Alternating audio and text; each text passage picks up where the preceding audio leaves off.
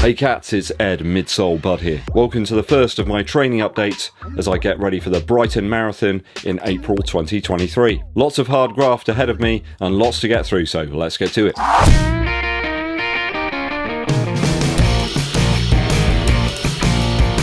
Welcome to the channel, people. If it's your first time here, you know what to do. Hit that subscribe button and click the bell below for notifications so you're notified. It also really helps us out too at EDDBUD Running Shoe Reviews if you give this video a thumbs up like and share it with your running buddies. Drops a super thanks too if you want to help the channel out on a more ad hoc basis. The first of my marathon training updates for you today. I'm getting ready to run the Brighton Marathon in 2023. I've got about 14 weeks of hard graft and training to get through. I'm going to update you each week on my activities. Let's get into it. Week 1 has flown by in the blink of an eye. I'll soon be there at the start line. So I kicked off Monday with a rest day actually. Great way to kick off a marathon training update. It was planned really to get me into top-notch condition ready for Tuesday, where I was going to undertake somewhat more of a testing session. It didn't really work out that way though, as you're a normal sort of guy trying to go about your business. Suddenly your plans get turned upside down. I didn't run any miles, but I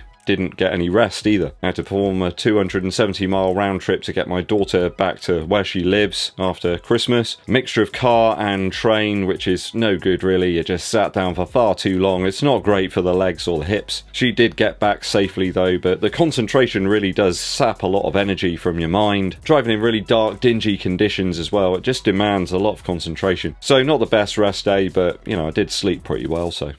Every cloud. At least the legs were feeling fresh on Tuesday, ready for a tougher session. Making up for lost time from the Monday, 7 miles at a steady pace zone, around about 8 minutes per mile.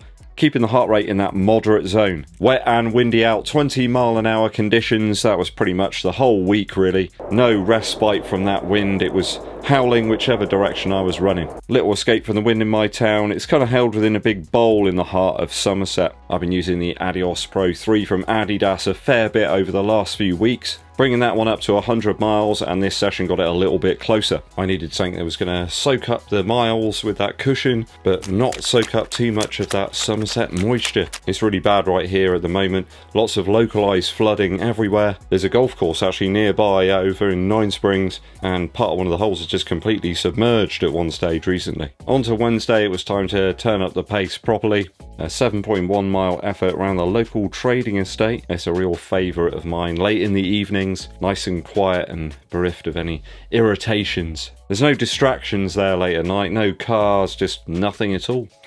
Quite spooky in fact out there. I warmed up, then hit it for 10 by 400 metre reps with around 90 seconds of recovery at jogging pace in between. I was really pleased to be hitting below 6 minutes per mile on some of those reps, so definitely around about my 5k pace I would assume. I did unretire the Vaporfly Next %2. It did perform fantastically for that session. I do still think it's my best bet for the marathon. Really helped me to some good consistency on those reps, as you can see on the screen right now. Really enjoyable session actually, and probably quite helpful for both 5 and 10k in the future. I did hit a couple of miles after that at about 7 minutes 20 seconds per mile pace. It felt actually quite easy after running those much faster reps. I think that's kind of how that session's supposed to work. It is quite hilarious in fact how slow it feels when you're running at maybe 7:30 or something when compared to like 5k pace. Is that like a psychological difference? I think it probably is actually. Subjecting the body to much faster paces and harder efforts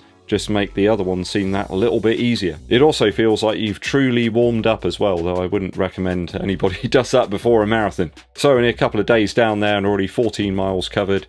Very satisfying. On Thursday, once again encountering significant wind, so I decided to sort of pull the effort back somewhat. There's no point trying to run really quickly in the wind, you're just going to injure yourself. Decided to spend some more time on those base miles, around about 8 minutes 10 to about 8 minutes 15 per mile. Just racking up some activity there. I think at this time of year, sometimes you've just got to be flexible, look outside, what's it like out there? There's no point trying to run a tempo session or something if the wind's very strong. Getting out there is the key there and getting some miles on the board. keeping things rolling. It wasn't the faster, more sustained session that I want, but it was still something. An opportunity to get a little more experience in the SC trainer from New Balance as well. That shoe certainly seems to fit with that sort of pace. I don't think I'm ever going to be running any tempo work in it. It just doesn't feel like that to me, especially with the slightly heavier weight here in the New Balance shoe. The lacing seems a little better dialed in now I've missed the second to last eyelet. I think there was a viewer suggested that I tried this out and it works a treat. I didn't have anywhere near the same pressure around the ankle here as I did before, though it does mean I can't do a runner's knot, but it didn't seem to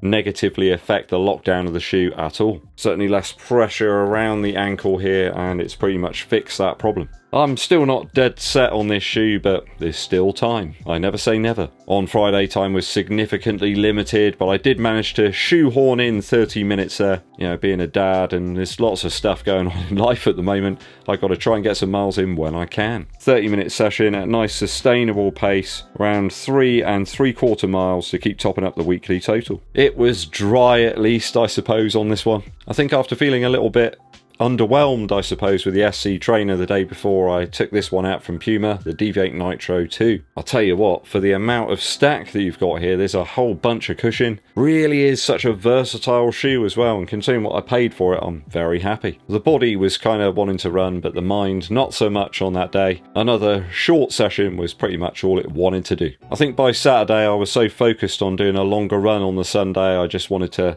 pretty much rest, and that was what I did have in mind for the Saturday. Though due to the fact I'd had to shorten some of the runs before that, I thought I'd just get out and do a very easy 5k. The only issue was that part of the area I was going to run in was a complete quagmire. It was just totally flooded in certain points, very sludgy underfoot, so I selected a very special shoe, the Innovate Ultrafly G280. It has a slightly firmer ride, but it was all about the outsole for me on that day. Lots of standing water, and certainly not feeling 100% for the last couple of days.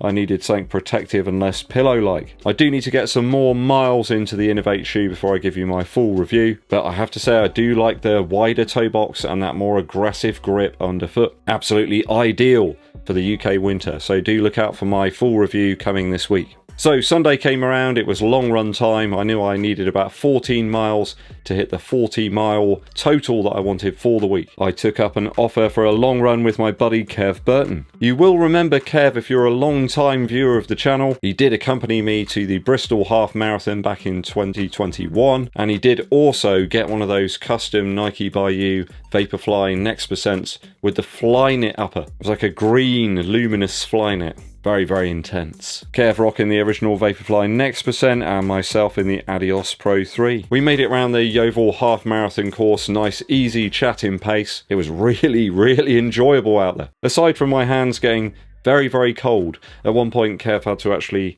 open one of my gels for me because the hands just wouldn't respond. What a guy. Lots of elevation on that course, around about 900 feet on this effort.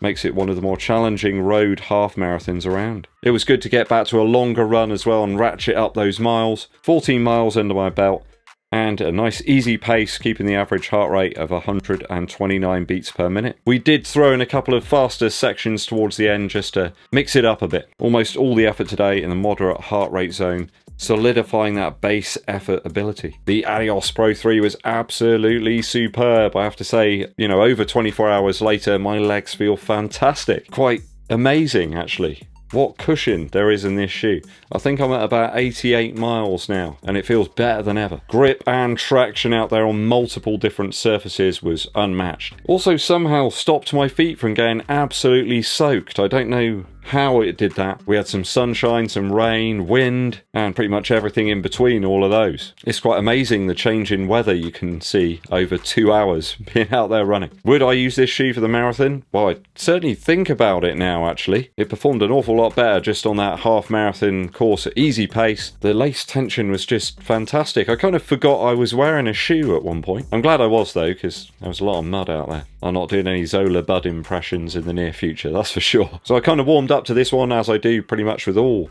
Lightstrike Pro shoes. They just seem to get better and better. So not discounting using this perhaps for the marathon. I'll probably get a fresh pair actually, but yeah, it's certainly in the running. no pun intended. So a total of 40.29 miles or 64.8 kilometers for the week. About 5 hours 30 minutes total running time, and highest elevation for a long time, 1,916 feet. That's 584 meters. So next week, a similar target in terms of overall mileage, though extending the longer run out to about 15 miles on the Sunday. I will get some fartlek work in there, perhaps on the Wednesday, some speed play, and a load of easy pace miles as well in between, as well as some sustained effort at marathon pace too. Tune in next week and see how things are working out. Let me know what you're training for at the moment down in the comments. Musical interlude time. Very excited to hear that the legal issues surrounding the De La Soul album 3 Feet High and Rising have finally been resolved. That means loads of people are going to get to hear this album perhaps for the first time as it should be heard, without any weird little breaks in between. A fantastic album from 1989, right up there in terms of the pinnacle of hip-hop. Me, Myself and I and The Magic Number are amongst some of the most memorable hip-hop tracks that I can remember. I think I picked this up when I was about 10 years old and it's stayed with me all this time. I think people sort of called it psychedelic hip-hop, and I suppose that's probably the best way you can describe it. Amazing as well to think that it hit the top of the Billboard charts when it was released. Only made it to number 13 over here in the UK though, which always perplexed me how it wasn't that bit better received. It's a whole carnival of samples, this one. I think that's probably why it's taken them so long to be able to clear all of them and release it on streaming sites. Go and check this one out. I think it will appear on those sites in the next sort of few weeks or so. 3 Feet High and Rising by De La Soul. Thanks for tuning in, people. Hope you enjoyed today's update. Hit that subscribe button, click the bell below for notifications. Also give this video a thumbs up, like, and share it with your running buddies. My name's EDDBUD, and I'll be seeing you